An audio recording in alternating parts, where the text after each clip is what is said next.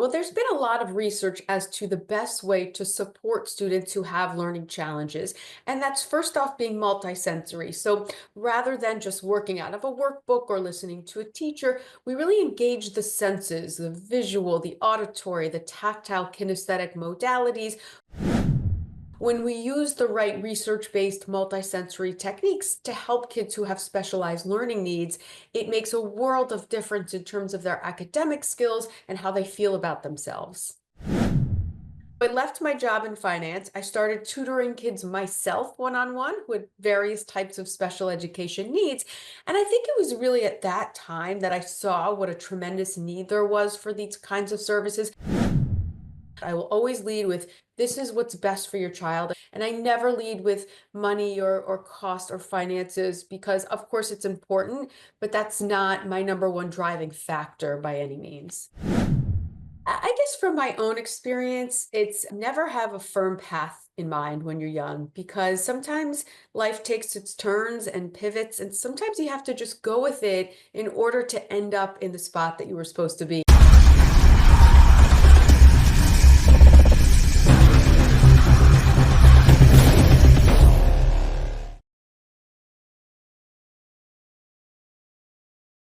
Hi, Emily. Thank you so much for joining us here on the Education on Fire podcast. It's always great to chat to people from around the world, especially on the East Coast. It's one of my favourite places to visit. And yeah, just wanted to say thank you for all the work that you're doing. I know coaching, and particularly in this area, is such an important thing for so many students and also parents, and feeling they get the support they need to help all young people learn. So yeah, thanks for being here. Well, thank you for having me and for sharing such nice words. And I'm really excited to be here today. So let's jump in. EBL Coaching, what exactly is it for those people who haven't come across it, and what is it that you support people with? Sure. Well, I am the founder and director of EBL Coaching. And at EBL Coaching, we specialize in providing one-on-one tutoring to students who have specialized learning needs, including students with learning disabilities, ADHD, autism, speech and language challenges, really all kinds of special education needs. And we use all research-based multisensory students to help kids as young as the preschool level all the way through the adult level to build their core academic skills. Amazing. And what is it specifically about this area that made it something that you jumped into in terms of your passion and wanting to create something like this?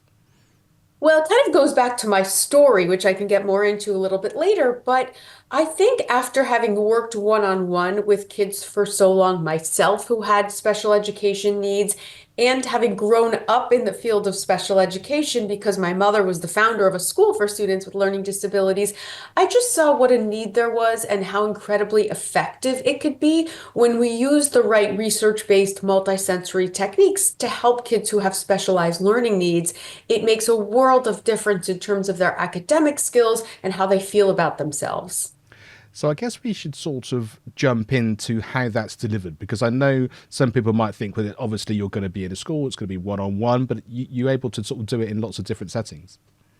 Sure. Well, I think within the school setting, it can be done the right way if there are teachers who have the right training and the right background and so forth. Meaning, to give you an example, if a child has dyslexia, for instance, and they struggle with reading, really the most optimal method for them is called the Orton Gillingham method, which is a specific evidence-based method for helping students develop their reading skills. Now, in some schools, they have Orton Gillingham teachers, whether it's a teacher who can provide the method within the general classroom setting or whether the child is pulled out and receives that type of instruction. But unfortunately, in many cases, schools don't have that kind of support. They don't have teachers who are trained in this method. And that's where outside tutoring and one-on-one tutoring outside of the classroom can really make such a tremendous impact on students. And so in terms of it being online or virtual, how does that work in a different way of delivering compared to in person, or is the principle the same? It's just how you're interacting is that sort of different starting Sure, point? that's a great question. And for many years, we only did in-person tutoring. And then over time, and now for several years now, we've been doing virtual tutoring as well. And we've developed so many great resources, tools, and technology for the virtual tutoring so that the tutor and the student can really engage together, really as though they were in person one-on-one. one-on-one. So it's just allowed us to be able to reach so many children and adults, not just in the New York, New Jersey, Connecticut area, but throughout the United States and throughout the world now. We're able to help kids who may not have access to this kind of specialized support. And I think so many people realize now that the world goes beyond their next door neighbor and their street, like you say, in their local community. I mean, here we are, we're on a podcast, we're in different continents, and I don't feel that our conversation would necessarily be any different were we not in the room. You obviously have a little bit more of the kind of the interaction on a kind of a personal level, but I think the ability to be able to support so many children much easier now because of the virtual world, it must really sort of make you happy that you have that opportunity to, like I say, to reach more people. Absolutely. I really see it as a gift, as a way to just expand our reach and just help more and more individuals build their skills. So in terms of those people that sort of are involved or taking part in the coaching, I'm assuming it's not you going and giving individual lessons personally to all of these people that are available. So how does it sort of work on that sort of practical way in terms of maybe what parents or teachers would actually be involved in terms of the tutors and the coaches that are going to help people? Absolutely. Well, we have a wonderful team of instructors on board that each specialize in different skill areas. For example, some are early childhood reading specialists, some are high-level math specialists, some are what we call executive functioning specialists, where they do a lot of work with children who have ADHD and struggle with study skills, organization planning, those kinds of skills. So usually we'll start with an initial evaluation to gauge the student's needs. If they happen to also have an IEP or any other evaluations that have been done, we read those, we take those into consideration so that we can really come up with an individualized learning plan to specifically address whatever that student is struggling with. And I think the one-to-one or certainly the personalized learning, I think is important for everybody. And I think in this technical world now, and certainly with AI coming in, I think it's going to be more and more popular and more important, because I think more people can help from that. But I think in the sort of work that you're doing, the one-to-one is really so valuable, because it's that connection, that understanding, and that learning together, like you say, between the person who's supporting you and the young person, have that relationship that's going to help them grow. Absolutely. And I think especially with the population of students that we work with, when we provide the services one-on-one, we're able to just truly, like you said, individualize, customize the instruction, not only initially when we come up with the plan, but along the way as the student responds to the methodologies. Sometimes we need to spend a long time on a certain subject area and less time on another area. So it's all about constantly individualizing and customizing the instruction. And you mentioned the research element, which I know is incredibly important. So how does that differ for maybe some other coaching, or how do you kind of sort of pool all of that research into a way that people can then identify as actually, I not only am I getting the support that I need for the people that I'm helping, but also that I know this is really based in important information, which, like I say, has been researched properly? Sure. Well, there's been a lot of research as to the best way to support students who have learning challenges. And that's first off being multisensory. So rather than just working out of a workbook or listening to a teacher, we really engage the senses, the visual, the auditory, the tactile, kinesthetic modalities with tools like colored sand, magnetic tiles, whiteboards, all of these kinds of tools that are multisensory by nature. The second is we follow very much a structured approach. So it's not just pulling random pages from a workbook, or even just following a workbook for that matter, but starting with a plan from the beginning based on where the student is at, and then really building upwards from there once they develop mastery within each skill. So it's really being structured and systematic, being multisensory, and then giving the student a lot of repetition, or as much repetition with a concept that they need based on their profile until they're ready to move on to the next concept. The repetition thing is something which I find fascinating. As a musician myself, the practice and the idea of what repetition does, I find absolutely fascinating. And the one thing that is a real experience thing, which is hard to get across to begin with until someone's actually done it and understands, is the sense that from a musical point of view, we learn something new, they kind of master it in a way, and they think, now I want to move on. And from a musical standpoint, it's that kind of, this is where the repetition comes in, because actually it's the muscle memory, it's the repetition of it feeling very, very familiar, so that when it then gets put into a different context, maybe you're playing it with the music rather than on your own, maybe you're playing it in an ensemble rather than just in the practice room, when maybe you're a little bit nervous, there's something different in your environment, your body can just do it. And that repetition, I think, is so overlooked in so many different facets of our learning, but is so invaluable for getting, like I say, a real mastery and a real sense of sort of consolidating what it is that people have learned. Absolutely. And like you said, it doesn't just apply to school, it applies to so many other disciplines as well.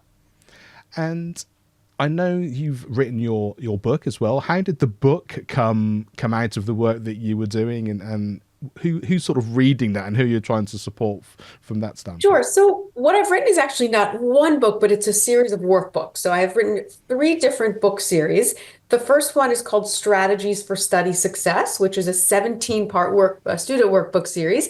And that series emphasizes skills like organization, time management, summarizing, test taking, reading comprehension, and writing.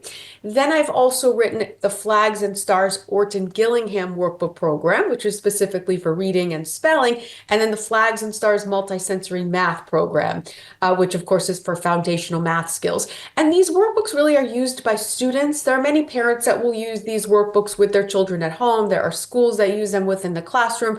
But the idea is that by nature, they're all within a multisensory program. They're all structured, and they all give students that kind of repetition that they really need in order to build that sense of mastery.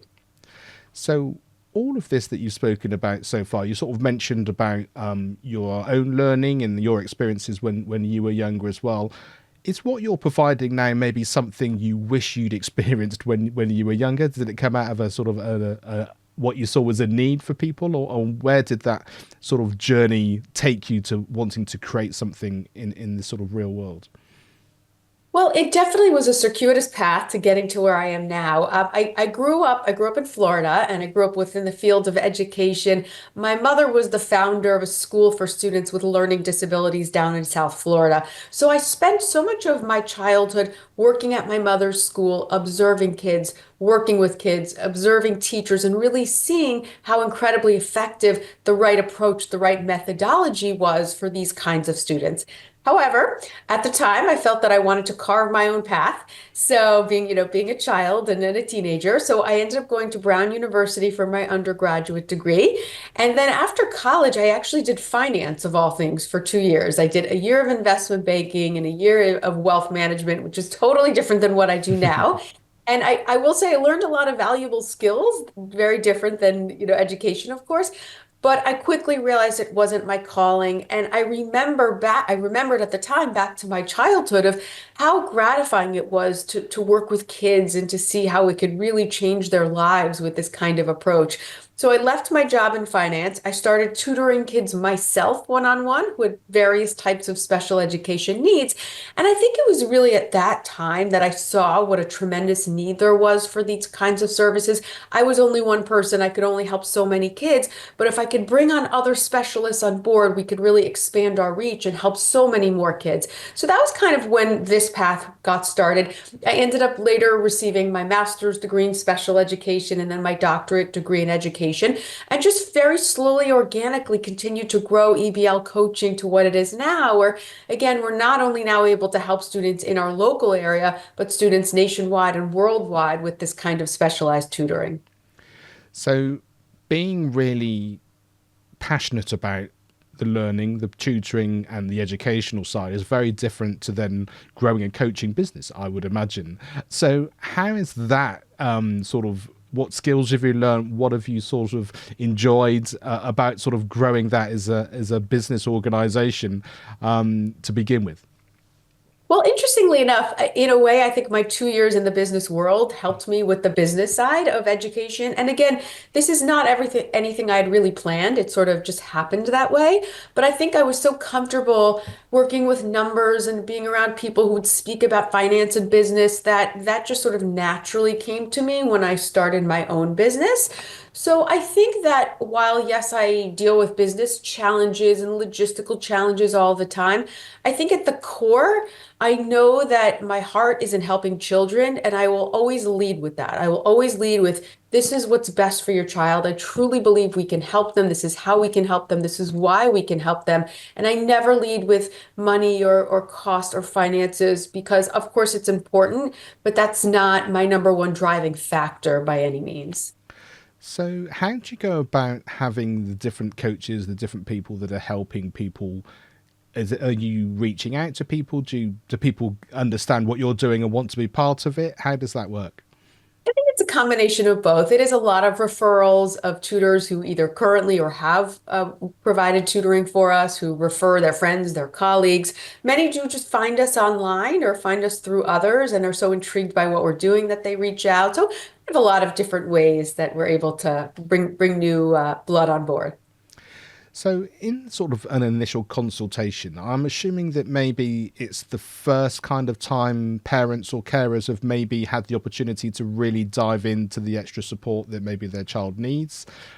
What sort of advice do you often, this is very general obviously because every child is different, but in terms of what are you able to help and support them with to begin with, just to get over that initial hurdle of kind of now we're in a safe space to kind of really help and support whatever they need? Sure. Well, I think that for many years, having any kind of special education diagnosis really had this negative stigma attached to it. And I think that a lot of kids were just grouped together in one classroom. They were the not smart kids, and no one really took the time, in my opinion, to truly evaluate them, truly diagnose them, and then identify the right support for them. But at the same time, I think also there are a lot more offerings now in terms of the different types of support available for different types of diagnoses, different types of students. So I believe that it's a gift when a parent gets a diagnosis for their child who they see struggling. They know something isn't right. They know there's something deeper going on. Once they get that diagnosis, they then are able to open up this whole box of services that their child might be qualified for, whether it's speech therapy, occupational therapy, specialized tutoring, physical therapy, whatever it may be. By giving their child these resources and these tools, it can only help them reach their potential and do as best as they possibly can in school. And I think that's the thing, isn't it? When you come across a challenge, it's a question of doing the research, getting your school to support you, your local community, doing your own research to find, like say, the opportunities that are out there, the support that you can get, and where you can get that sort of personalised help that you need. And I think the more the world is getting smaller from that point of view, I think you find yourself in a space there's lots of opportunities to read and hear people. One of the reasons I love doing the podcast is that it's that kind of sense that someone who may not have come across what it is that you're doing suddenly is available to do that, and also the fact they get to hear you as well, and they get to sort of hear the personalities behind an organisation. They're not just whatever you see on a website. I think that's such an important thing for people feeling safe and feeling supported and understanding where that help's going to take them.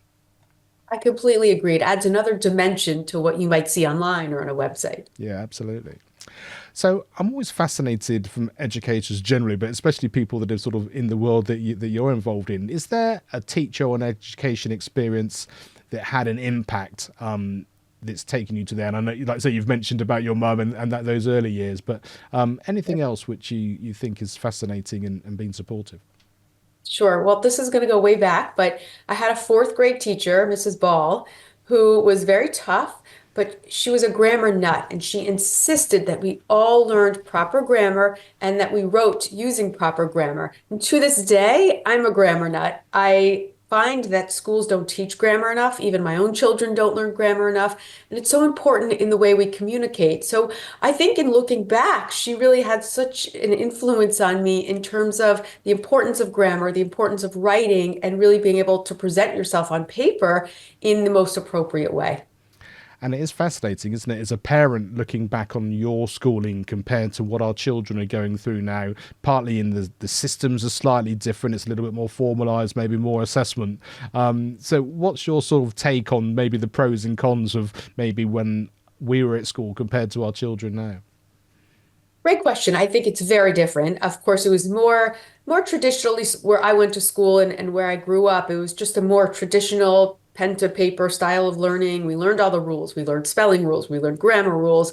I think now, though, it's almost like the world is at their fingertips because when learning something new, they can go online and they can see videos of the Colosseum in Rome, and they can wear VR glasses, and they can see YouTube videos and images. And I think it actually gives them a better view in a way of what they're learning, a better understanding if we can use the tools properly. With that said, I think it's very easy to get lost in technology and lost in the importance of traditional learning. And I think with AI and all of these changes that are happening, I think it's really important that we don't lose the essence that kids need to learn to read, write, and complete math problems effectively and efficiently. We don't want AI to take that over. So I think we just have to constantly keep tabs on that.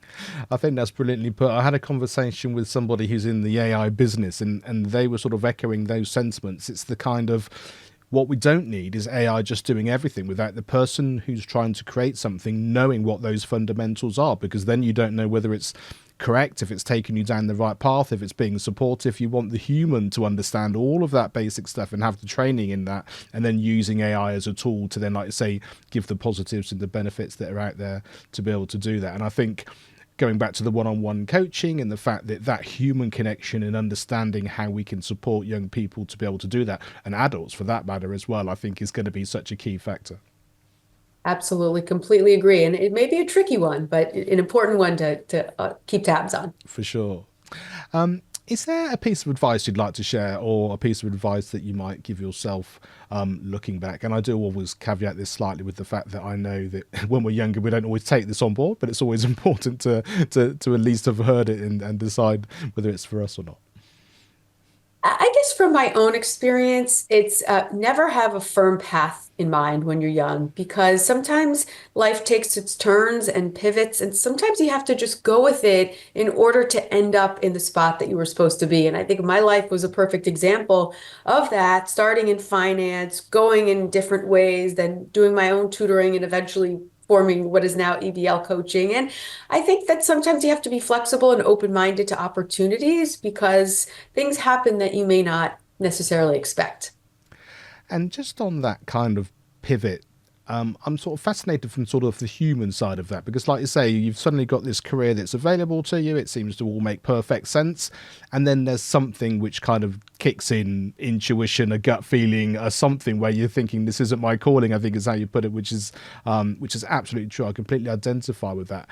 How would you support people that may be in that position, whatever that happens to be? They're thinking, I'm not quite where I want to do. I realize there's something maybe I want to be able to give or support, and not quite sure how they go about that. What's, based on your experience, and also what your advice would be for that?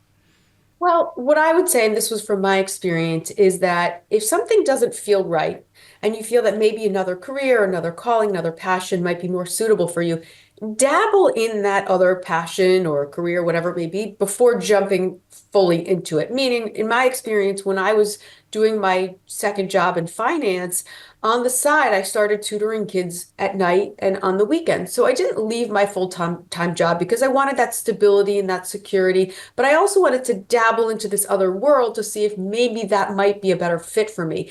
And ultimately it was. It was a great experience. I felt maxed out at one point where I was doing too much and I had to really make that leap. And I did. It was scary at first, but it was ultimately the right move for me. And I think that's probably where that shade of grey is the important factor, isn't it? Like you say, you get to a point where you know it's the right thing, you've done all the right things, you've had that experience, and eventually, like you say, it's still scary when you take that leap. But it's not just pulling something out of the thin air. You've actually kind of researched and created it and made it part of your life already. So despite that scary feeling, you've got a bit of that experience and knowing already in you. Exactly. I think that's important. If there a resource you'd like to share, and this can be personal or professional, in a book, video, song, podcast, film, but something that's had an impact. There is a book that I love called Overcoming Dyslexia, written by a neuroscientist, Dr. Sally Shaywitz, who started the Shaywitz Center at Yale University And the book is such an incredible resource, either for parents who may have a child with dyslexia, an adult who has dyslexia themselves, or just anyone who's interested in learning about dyslexia and how the brain works, how it affects learning disabilities and dyslexia. I think it's an incredible resource, an incredible book, and I recommend it to people all the time.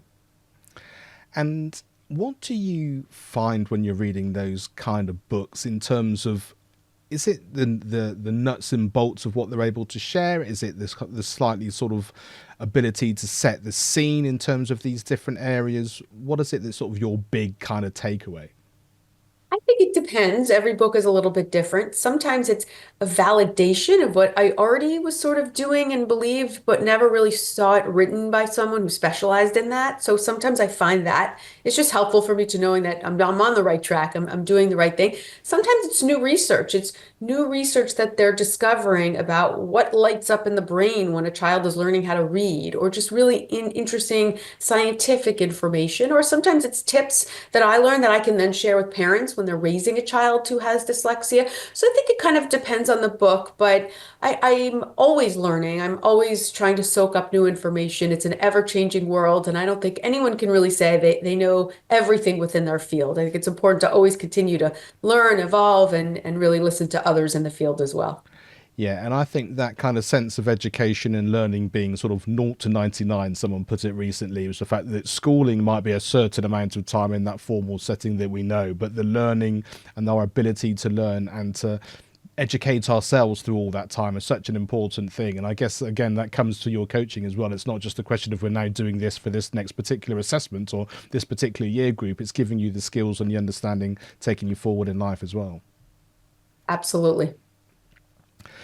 Now, the acronym FIRE is incredibly important for us here, obviously, and by that we mean feedback, inspiration, resilience, and empowerment. What is it that strikes you when you see that, and can be a combination or one word individually? Well, my knee-jerk reaction is all of them. I love all of these words. I think the one that jumps out the most to me is empowerment. And I think that stems from the fact that so many kids that come to us have faced a lot of failure, they have poor self-esteem, a lot of negativity, and I really believe in empowering them. If I see any kind of growth, if they were able to only write one sentence and 6 months later they're writing a full paragraph, I show them that and I empower them with their own growth so that they feel good about themselves. And I think if we empower kids and we play up their strengths and we build upon their gifts while also strengthening their weaknesses, I think they just develop much stronger senses of self. And in turn, that helps so many other areas of their life blossom. I really love that. And I guess that's quite hard to quantify sometimes because, like you say, as a coach or a tutor, you're delivering one specific thing based on that particular learning support that they need. But like you say, it's much more than that, isn't it, as well? So those sort of extra skills, the human connection, your ability to support their growth, is that something that comes with experience? Is it something that's sort of part and parcel of what you're learning as a tutor? How does that kind of work? It's something I've learned from experience and from just working with and watching so many kids who, again, start feeling so badly about themselves and feeling like they can never accomplish anything, and then showing them little tiny accomplishments. It could be going from being able to read one word, one tiny word, to a long multisyllabic word. But I think when they see that they can accomplish things after feeling like that was impossible, those little moments build their self-esteem and really start to just help them feel better about themselves.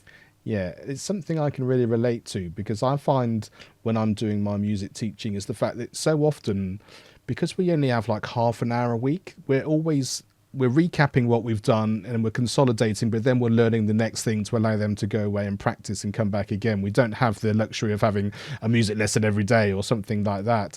And I say it's really important to kind of really sort of support yourself by knowing what it is that you've done and playing things that you've played before, rather than thinking, oh, I've always got to learn something new in order to kind of be better than I was before, which of course we're trying to learn and we're trying to grow as well, but realizing that's only part of the process. Actually enjoying the fact that, if, like you say, if you could only read one word but now you can read a book or a sentence or a paragraph, enjoying that and actually making the most of that, while also, like you say, pushing yourself forward for whatever the next challenge happens to be.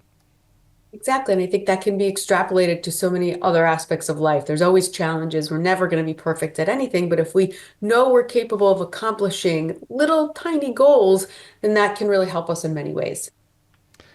Emily, thank you so much. It's been absolutely fascinating to get inside exactly what you were doing, and like we said, the ability to sort of to see and hear you and get an idea of where all that passion comes from. I think is one of the real gifts of I have sort of being a podcaster and being able to share this with the world. So tell people where you'd like them to go and to find out more information, or indeed get in touch.